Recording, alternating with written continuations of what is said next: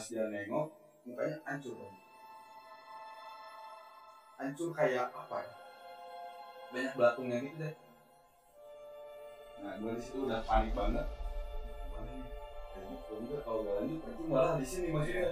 Bagaimana gue? Ya udahlah kita lanjut sambil baca-baca apa. Assalamualaikum warahmatullahi wabarakatuh. Ketemu lagi dengan saya Adi Akung. Gimana kabar kalian? Semoga baik-baik saja. Dan semoga selalu dilimpahkan rezekinya serta dimudahkan urusannya. Kali ini saya bersama narasumber saya, Nandi. Gimana kabarnya? Alhamdulillah sehat. Gimana Pak Ade kabarnya? Alhamdulillah. Dengar-dengar cerita kayak gitu. Ya sedikit banyak saya punya cerita seperti itu. Belakangan ini ramai cerita pendakian seperti itu. Dan Bang Mendi ini adalah pendaki yang masih aktif ya sekarang. Sekarang udah kurang aktif kayaknya. Kurang aktif Karena kesibukan di perkotaan. Oh kayak gitu. Jadi tadinya aktif ya? Ya, pengennya sih aktif lagi. Cuma Karena waktu gak ada ya udah. karena aktivitas agak sibuk sekarang. Ya lumayan. Ya. Pengen lagi sih. Nanti lagi lah. Dari waktu. Jadi ceritanya gimana nih? Tapi kasih kisi-kisinya dulu. Apa nih? Intinya saya dulu pernah mendaki ke Gunung Gede. Gunung yang sangat komersil, yang sangat tidak asing gitu kan. Gunung Gede. Waktu tahun 2019 kalau nggak salah ya. Di tahun 2019 itu saya mendaki berdua sama teman saya, namanya nama asli atau samaran nih? Salah. Namanya si Raka. Si Raka. Jadi kita mendaki berdua di malam hari pada malam Jumat. Intinya gitu, dan kita diteror waktu ngecamp dan perjalanan berangkat dan pulang, kita diteror sama hal-hal yang gaib. Intinya seperti itu. Oke, mau tahu ceritanya? Simak cerita berikut.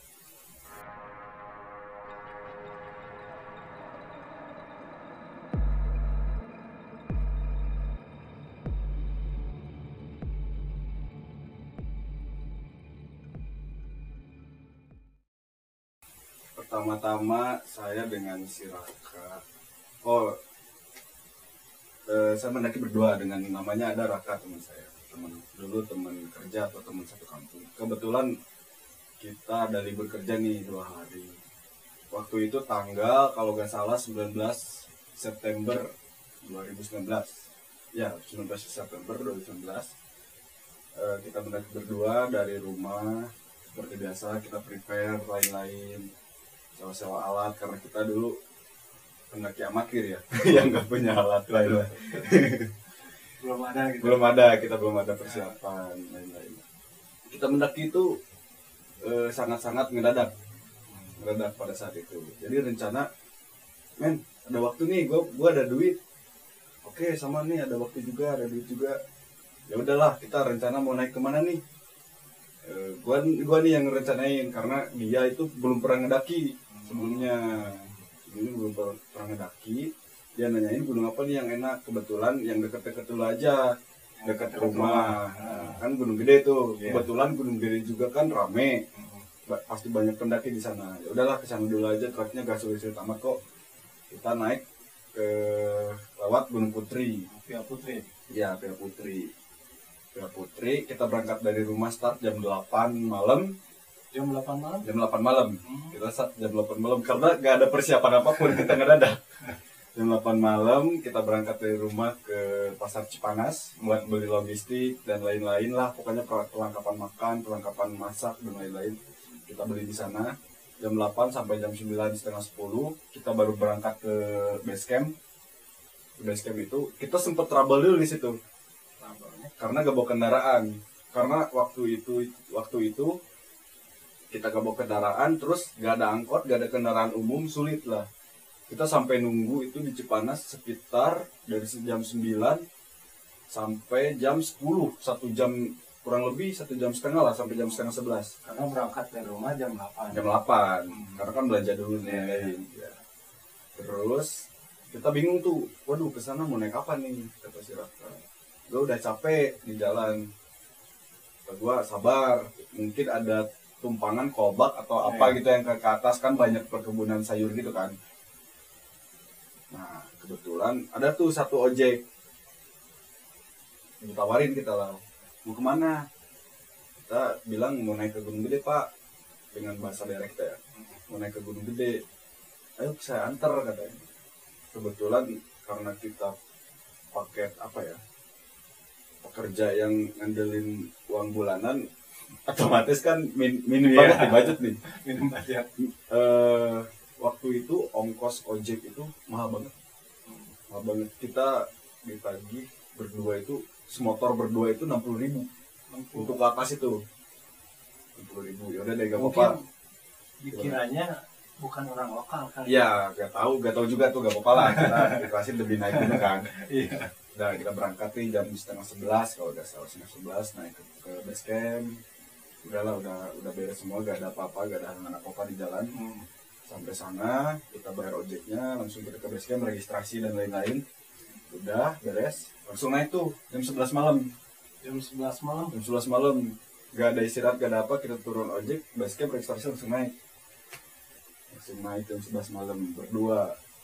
Dan anehnya tuh, waktu saya nyangka Gunung Gede itu rame, di situ gak ada pendaki sama sekali. Mau yang naik maupun yang turun. Biasanya kan Gunung Gede emang ya, gunung favorit. Nah itu kan makanya saya bawa dia ke Gunung Gede dulu deh, sebelum keluar kemana gitu. Gak ada pendaki, gak ada apa-apa. Petugas base camp cuma satu orang. Saya tanya, Pak, di atas ada orang nggak? Ada yang naik nggak? Dia bilang ada 2 rombongan. Dia baru naik tadi jam 7. Wah, kita bakal ketemu nih kalau nggak di pos 3, kalau nggak di alun-alun kan. Ya udah kita naik tanpa ada barengan atau apapun jam 11 malam tuh. Kita masih diizinin alhamdulillah gitu. Meskipun agak nantangin juga ya. Jam 11 malam. Kita naik. Sebenarnya nggak boleh ya? Ya sebenarnya nggak boleh, cuma jangan ditiru ya guys ya. Kita naik berdua, udah tuh gak ada apa-apa sampai ada namanya di sana itu, kalau kalian tahu itu pos Tanah Merah yang pintu rimba itu. Di situ, nah di situ dia udah mulai saya ngerasain agak gak enak nih, agak gak enak. Tapi si Raka ini gak ngerasa. Gak ngerasa. Dianya biasa aja. Biasa aja. Kan di pos Tanah Merah itu kalau kalian tahu banyak pohon-pohon tuh. Saya ada lapangan. Ya, lapangan gitu. Terus banyak pohon-pohon celah-celah gitu kan. Nah, saya lihat di situ itu pohon-pohon itu ada, cuma jalan utama kita yang mau dilewatin itu jadi banyak. Jadi banyak. Ada sekitar 10 jalan. Wah. Serius kan? Untungnya saya itu ke Gunung Gede itu udah beberapa kali kan. Otomatis tau lah, enggak lah kalau jalan sini tuh cuma 1 jalannya, enggak 10. Mungkin itu berpikir positif lagi, wah halusinasi atau apa, kita istirahat dulu, kita ngopi dulu di situ. Ngopi dulu, nenangin dulu. Saya coba nenangin si Raka, gagal ngomong apa-apa. Saya soalnya gak mau kalau dia tahu ya. Takutnya belum apa-apa, belum setengahnya, udah takut dan turun lagi kan, gak seru. Udah, nah di situ berpikir positif, akhirnya cari jalan yang paling kiri. Karena gak tahu ya, emang insting aja gitu ya. Langsung nyari yang paling kiri, jalan terus. Tapi udah beres itu ngopi. Teman tahu bahwa jalan itu ada banyak gitu. Gak tahu dia. Oh, gak tahu. Dia gak tahu. Cuma saya yang tahu. Soalnya kan dia gak tahu jalan Gunung Gede gimana. Soalnya kan gak pernah. Gak nanya juga kan dia jalannya kemana nih. Gak nanya juga. Yang tahu kan saya. Oke, kita udah deh berpikir positif. Mungkin halusinasi atau apa. Capek atau apa, belum tidur. Langsung nyari jalan yang paling kiri. Ngikutin insting aja. Udah tuh aman-aman aja. Di suatu itu belum jauh dari situ, paling 20 atau 25 meter dari situ saya ngerasain ada makhluk yang liatin terus, dan itu cuma saya gak lihat, ngerasain doang. Gak lihat tapi ngerasain doang. Dan dia cuma ngasih tahu gerak-gerakan doang. kayak kayak ada angin gede. Pohon itu gerak semua. Pas masuk pintu rimba itu gerak semua. Tapi nggak ada angin. Nggak ada angin sama sekali. Nggak ada angin sama sekali. Terus ngerasa ada yang liatin terus. Udah dia berpikir positif tanpa ngomong ke si Raka ini. Berpikir positif, wah mungkin bisa halusinasi nih. Udah deh, jalan dulu aja. Kita rencana itu ngecamp di pos 3 ya, lanjut nih. Rencana ngecamp di pos 3 atau di alun-alun. Kalau memungkinkan gitu. Kalau memungkinkan, iya. Terus kita jalan, setengah jalan sebelum pos 1 nih. Setengah jalan sebelum pos 1, saya lihat si Raka ini. Mukanya udah aneh, Pak. Aneh gimana? Itu bukan dia. Mukanya itu kalau kecapean itu merah kan. Ya. Ini biru kayak lebam gitu. Itu udah aneh banget. Udah, mungkin dia capek nih. Tapi kalau berpikir apa ya, logika ya. Ini belum setengahnya, belum apa. Kok udah gitu banget maksudnya. Udah gitu banget. Wah, udah nih. Masih berpikir positif dari situ. Gue belum ngomong ke si Raka ini. Sama sekali belum ngomong, bahkan gak mau ngomong. Terus lanjut jalan terus, udah lihat muka dia mulai aneh. Wah, ini kayaknya ke pos 2 juga gak bakal nyampe nih. Pos 2 juga gak bakal nyampe. Nanya lah gue ke si Raka, Rak, lu kira-kira kuat gak ke pos 3 atau ke alun-alun? Dia nanya, berapa jam men? Gue jawab, kalau cepat kita bisa 4 jam, kalau lama kita bisa 5, 6 atau 7 jam. Dia bilang, kayaknya gue gak kuat deh. Nah, gue bingung kan, kalau ngecamp di pos 1 itu masih jauh banget kan ke atas. Masih jauh banget. Itu pas ditanya di posisinya di mana? Sebelum pos 1. Oh, sebelum pos 1. Sebelum pos 1. Sebelum bacaan itu. Ya. Nah, udahlah, tanpa pikir panjang, kita jalan lagi. Ya udah, kita buka tenda aja kayaknya di pos 1 karena dia udah agak kuat banget. Kita buka tenda di pos 1. Buka tenda nih agak kesal juga gua sama si Raka, karena mungkin dia gak tahu apa-apa ya. Iya. Buka tenda gua sendiri, apa-apa sendiri. Kan yang gua harapin itu bantuin lah. Iya. Tapi kan karena ngerti mungkin capek lah, gua gak bisa terus-terusan menggebu sama ego sendiri kan. Udahlah, bangun tenda sendiri, apa-apa sendiri, udah beres. Ya udah, gua suruh masuk dia, gua masak buat dia, terus nyuruh dia makan, udah beres semua. Singkat cerita kita ngopi. Nah, gue nyuruh dia tidur. Udah, lu tidur duluan aja. Nanti kan pagi kita sekitar jam 4 atau jam 5 kita harus naik ke atas. Harus summit. Kita kan lintas nih ceritanya. Oh, tadinya mau lintas. Lintas. Gitu. Gunung Putri Cibodas. Iya. Mau lintas. Oke lah, kata dia, gue tidur aja. Dia tidur nih udah pules banget. Tidur sekitar kita nyampe itu dari jam 11 itu nyampe 1 jam setengah nih, lama banget. Iya. 1 jam setengah, kita nyampe itu setengah 1 malam. Kita bangun tenda, udah beres semua, dia udah tidur. Gue masih pengen ngopi, masih pengen ngerokok, dengerin musik. Udah gitu gue coba tiduran di dalam tenda, denger pendaki pada buka tenda nih. Nah, kan di pikiran dalam hati, wah ada temen nih, alhamdulillah ada temen. Nah, gak itu banget lah, gak bakal serem banget lah, ada temen nih. Udahlah, udah ada temen, gak ditanya, gak apa, gak keluar dulu. Coba tidur, tiba-tiba jam 1:30 malam, gue pengen kencing keluar. Belum lihat kemana-mana nih, fokus pengen kencing dulu nih. Gue pengen kencing, pas mau balik ke tenda, lihat gak ada pendaki, gak ada tenda satu pun.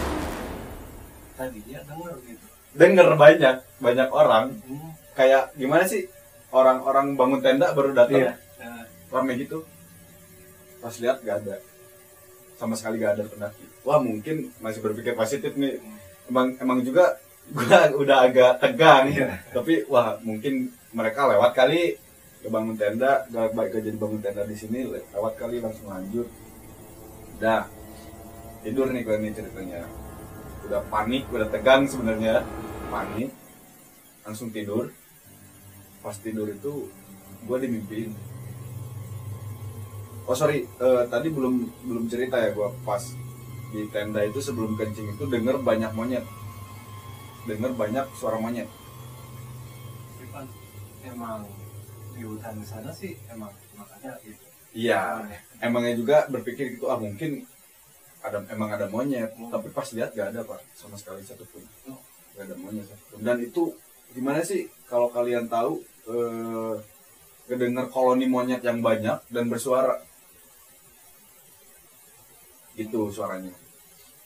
Terus kita masuk tenda, udahlah berpikir positif aja, mungkin ini emang habitat mereka kan, ada monyet atau ada apa, meskipun mungkin kan karena malam nggak kelihatan juga. Udahlah tidur. Pas tidur itu gue dimimpiin sama monyet itu, sama banyak monyet itu. Emang ada banyak monyet di situ, banyak banget monyet Pas di dalam mimpi itu. Dan ada kakek-kakek, ada sosok kakek-kakek ngingetin, bilangnya gini, "Dek, kamu mau kemana?" Saya bilang kan, "Saya mau naik Pak ke atas, mau naik ke puncak. Terus kamu itu gak sopan nih datang main apa gak permisi, kalau kata orang Sunda tepunten-punten kayak katanya gitu kan, pakai bahasa daerah ya dia ngomongnya. Gak sopan katanya. Gak sopannya kenapa Pak? Kan saya di sini niatnya baik, gak ganggu apa-apa." Saya bilang gitu di dalam mimpi. "Enggak, kamu tadi kencing katanya kencing di tempat temennya dia. Terus bangun tenda itu harusnya bukan di situ." Dia bilang gitu kan. Nah, gua kan set alarm, udah singkat cerita, udahlah mimpinya cuma itu doang. Gua kan set alarm jam 4 pagi. Tiba-tiba jam 3 pagi alarm gua bunyi. Jam 3 pagi. Gua ngerasa itu enggak ngeset alarm jam 3. Pas bangun, udah jam 4 nih. Gua bangun istirahat. Bangun. Kita harus naik ke atas, harus summit, harus beres-beres kan, kita mau lintas. Pas lihat jam masih jam 3. Ini siapa nih yang nyalain alarm gua nih? Iseng banget kata gua. Yaudah deh, gua tanpa gak apa-apa deh, mau kesiangan mau apa. Gua udah panik banget, gua udah tegang banget. Ini belum jalan, belum apa-apa, gua udah dihantuin gini. Gua tidur lagi, gak apa-apa, mau kesiangan mau apa, ya udah tidur aja, kita mau ke atas jam berapapun, yang penting kita naik. Oke. Gua matiin HP gua langsung dimatiin Pak, langsung dimatiin saking tegangnya. Udah gitu, udahlah tidur lagi, kita bangun itu dibangunin sama pendaki banyak, banyak lewat, banyak yang naik. Ternyata kita malam tidur di situ itu malam Jumat. Dan kita gak sadar itu. Sebelumnya gak sadar kalau itu malam Jumat. Kita gak sadar. Ternyata kan kalau hari Jumat weekend mungkin kan pasti rame kan. Kok rame ya? Pas lihat ini hari Jumat. Berarti kita malam Jumat. Waduh, pantesan kan. Waduh, tegang banget, lanjut dong kan. Kalau nggak lanjut, kasihan dia kan, baru di pos HP juga kan. Yaudah kita beres-beres nih. Singkat cerita siang nih. Kita beres-beres. Kita rencana mau naik ke alun-alun nih jam 7 siang. Ingat banget tuh jam 7 siang. Terus kita naik, singkat cerita gak ada apa-apa tuh di jalan tuh, aman-aman aja sampai alun-alun, sampai puncak. Alun-alun ngopi ke puncak, bentar foto-foto doang, turun nih ke Cibodas gitu. Lintas jadi. Udah deh kita lintas aja daripada turun-turun lagi kan sayang. Nah ini ada waktu juga, kita sampai puncak itu kalau nggak salah jam 12 siang. Jam 12 siang. Tapi ngecamp lagi apa? Enggak, kita rencana langsung pulang karena besoknya harus kerja lagi kan. Jam 12 siang kita turun langsung.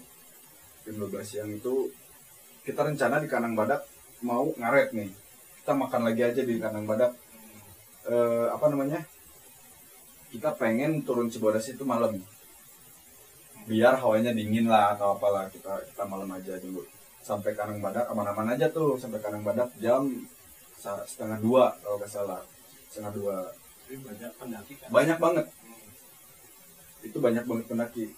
Udah di Kanang Badak kita udah makan, udah apa, kita jalan santai banget itu. santai di air panas, masih mandi di air panas itu nyampe jam berapa ya? Jam 3 atau jam 4 kalau nggak salah deh. Nah kita jalan terus, nah ini kejadian lagi nih, habis pos air panas itu ada pos apa ya namanya, Rawadeno kalau nggak salah ya, Rawadeno. Nah di situ kita nyoba mau ngopi dulu nih, kita ngopi aja dulu deh. Gak itu pendaki udah gak ada yang naik jam segitu, itu jam 3:30 itu udah gak ada yang naik. Pas gak ada yang naik gitu. Ya udah mungkin udah di atas semua, udah di atas semua. Kita ngopi-ngopi dulu, cerita dulu lah gimana lu naik pertama kali naik, atau pengalaman lu naik gimana. Wah enak-enak aja kata dia gak cerita juga kalau apa namanya, dia gak cerita dia ngalamin apa, belum cerita. Nah gue juga belum cerita karena gue masih ada perjalanan lah. Udah ngopi-ngopi, kita sampai gak sadar kalau di situ itu sampai jam 6. Dari jam 4. Dari jam 4. 2 jam di situ. Kita sampai gak sadar saking asiknya ngopi, saking enaknya ngopi. Kita apa namanya? Gak jauh dari Rawadeno. Di situ ada batu gede kalau kalian tahu. Di pinggiran kiri itu, di pinggiran jalan itu. Kalau gak salah mau deket ke curug, tau gak? Ada curug kan di sana. Yeah. Nah, di situ mau deket ke situ. Gue ngalamin hal yang aneh lagi di situ. Kaki gue tiba-tiba sakit banget sih, sakitnya sampai gak bisa jalan. Itu kenapa? Cedera atau gimana? Ya tahu. Jadi tiba-tiba aja kaki gue bener-bener itu sakit banget. Gimana sih, kayak kaki lu patah gak bisa jalan, sakit gitu. Udah ditanangin dulu, diurut-urut dulu. Nah udah agak lumayan nih, udah minum, udah lumayan bisa diajak jalan, tapi ritmenya lama karena kaki gue sakit. Udah kita jalan sambil gue banyak ngeluh sih kalau itu, gue jujur. Gue banyak ngeluh sama Cilaka karena emang bener-bener gak enak banget ya kakinya. Singkat cerita, kita sampai pos Panyancangan. Nah, di situ bener-bener gak ada pendaki naik, gak ada pendaki turun. Sementara center kita di situ habis. Udah bener-bener low banget center kita tuh. Headlamp nggak bawa gitu. Gak bawa headlamp karena dulu kan kita amatir lah. Biasa lah bang. Kita gak tahu apa-apa.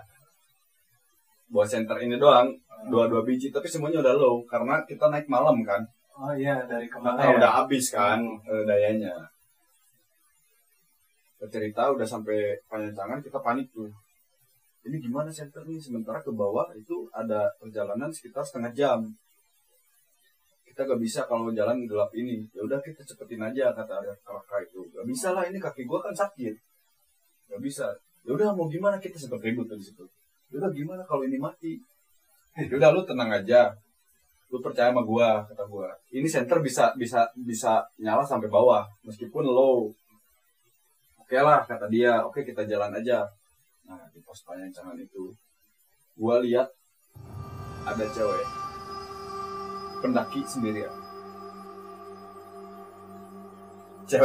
Cewek tapi pakai sarung pendaki. Dan gue gak tanya karena gue tahu gak mungkin cewek naik malam-malam sendirian. Karena gue tahu itu bukan manusia. Karena gue tahu itu bukan manusia. Dan bener dia nengok, mukanya hancur. Mukanya hancur. Dan di situ gue baru panik, tegang setegang-tegangnya. Gue bingung harus gimana. Karena gue itu orang yang gak pernah, mungkin sedikit gak percaya sama hal yang begituan ya. Mungkin mereka mau nunjukin kalau gue tuh ada ke gue. Singkat cerita, gue lanjut jalan. Pas papasan atau gimana? Kalau kalian tahu posnya Panyancangan ada tempat duduk. Iya. Di dekat, ada kan shelter dulu di situ kan. Duduk di depan shelter itu. Dia sambil gini. Duduk depan shelter, tapi dia mukanya ke shelter gini. Kan otomatis Iya. Otomatis kan dia ngebelakangin gue nih. Gue jalan dia apa mukanya ke sana. Gue jalan sambil gue liatin terus. Pas dia nengok, mukanya hancur tuh. Hancur kayak apa ya? Banyak belatungnya gitu deh. Nah, gue di situ udah panik banget. Mana nih? Lanjut belum enggak? Kalau nggak lanjut percuma lah di sini maksudnya. Bagaimana gue? Ya udahlah kita lanjut. Sambil baca-baca apa yang ada di ingatan gue baca semuanya lah pokoknya. Biar dia pergi. Biar dia gak ngikutin.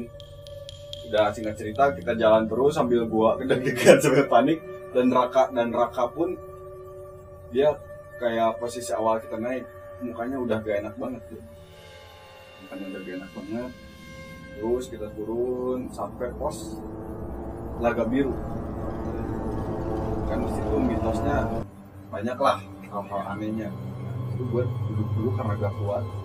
Gue duduk di shelter pos Telaga Biru itu. Tiba-tiba ada yang ngelemparin gue tutup botol. Kalian aneh gak? Maksudnya kalau apa namanya, kalau ada yang jatuh atau apa, ranting atau apa, batu gitu, ini tutup botol. Bener-bener tutup botol. Pas gue angkat itu tutup botol. Dari depan atau gimana? Dari atas shelter. Pas gue lihat gak ada botol. Meskipun jatuh atau apapun gak ada botol atau gak ada angin, gak ada apapun. Gue dilempar tutup botol. Nah di situ gue udah pasrah lah. Ini ada apa lagi sih? Maksudnya ini kaki gue udah gak bisa jalan nih. Udahlah maksud gue, wah gue udah berpikiran kotor. Udahlah lu semua kalau mau nunjukin ya lu tunjukin sekarang. Maksudnya jangan ngejailin gue. Gue kesini niat baik, gak ngapa-ngapain.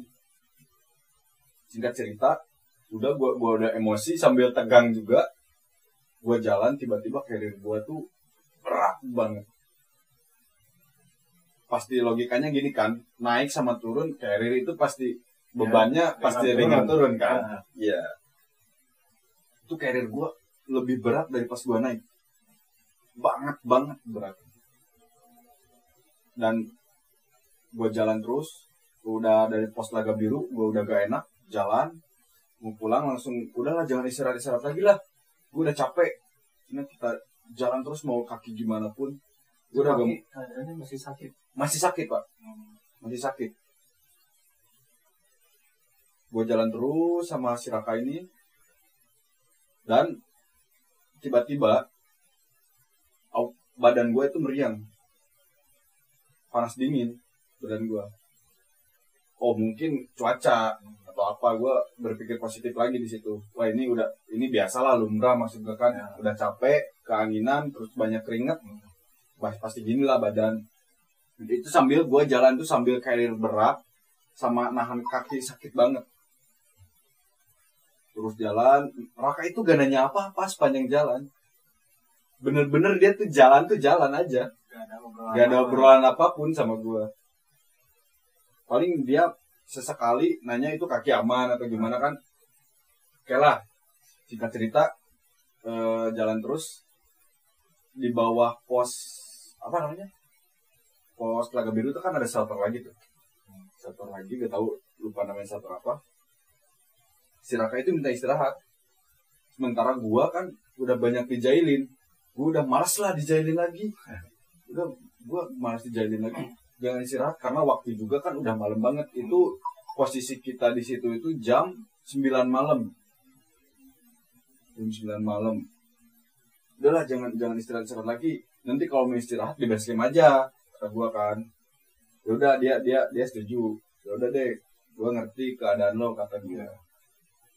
Gua jalan lagi sampai ada shelter. Kalau dari naik Cibodas ya shelter pertama mungkin ya.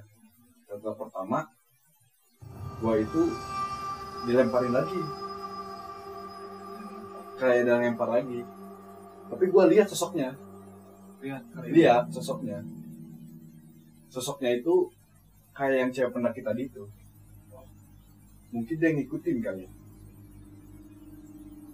Gua merinding. Gua dilemparin lagi. Gue udah gak bisa mikir udah apa, udahlah gue mau diapain sama dia, gue udah pasrah, bebas lah, gue mau gimana sama gue udah. Terus kita jalan sampai base camp, Ternyata sampai base camp ada seorang porter atau penjaga base camp mungkin ya. Dia itu ngomong gini ke gua dengan bahasa daerah ya. Balik, pulang. Oh, Pak, saya mau pulang. Saya mau pulang, Pak. Emang mau pulang? Enggak, bukan ke kamu. Terus itu kamu bawa teman dari atas. Si cewek tadi ngikut ke carrier gue, makanya carrier gue berat. Gue begini. Pasti sama gue juga.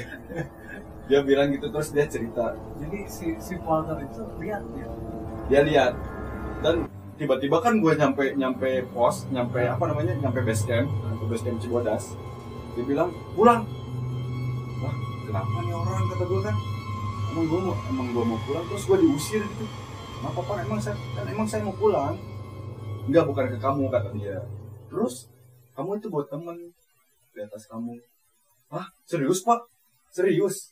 Itu buat temen. Oh, biasa dia suka ngikut, kata dia gitu. Dia suka ngikut pendaki-pendaki. Iseng dia.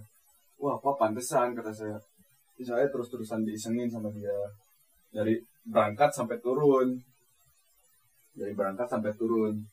Udahlah. Kata gua, yaudah gak apa-apa Pak. Yang penting dia gak ngikut saya kan. Enggak, dia udah balik lagi. Dia emang biasa gitu, kata si bapak itu. Udah. Kaki gua masih sakit. Sakitnya itu tapi sekarang beda. Sakitnya itu kayak ada yang narik-narik. Saya tanya lagi ke bapak itu, Pak, ini kaki saya sakit, ada yang narik-narik. Lihat gak Pak? Enggak ada, itu aman. Udahlah. Di situ di Cibodas lama-lama kita udah enak kan, urut-urut kaki, makan dulu di situ. Udah di situ, udahlah kita aman lah, gak ada kejanggalan lagi atau apa. Nah pas pulang, gue langsung sakit 1 minggu. Jadi gak kerja, Enggak, rencananya besoknya mau kerja, gue malah sakit 1 minggu. Katanya ini mah sakit biasa lah kan, sama bapak gue itu ke ustad dimintain air doa gitulah. Udah, ini sakit biasa katanya, panas biasa, meriang biasa. Ya udahlah, kita sampai sekarang sebenarnya kapok nih. Karena itu mungkin ya kapoknya itu karena pertama kurang percaya sama hal itu. Kedua, percayanya di gunung itu kalau kita baik-baik kebakalan lah digangguin gitu. Kalau adabnya dipakai gitu. Ya, kalau adabnya dipakai ya mungkin gua kurang sopan atau apa gitu.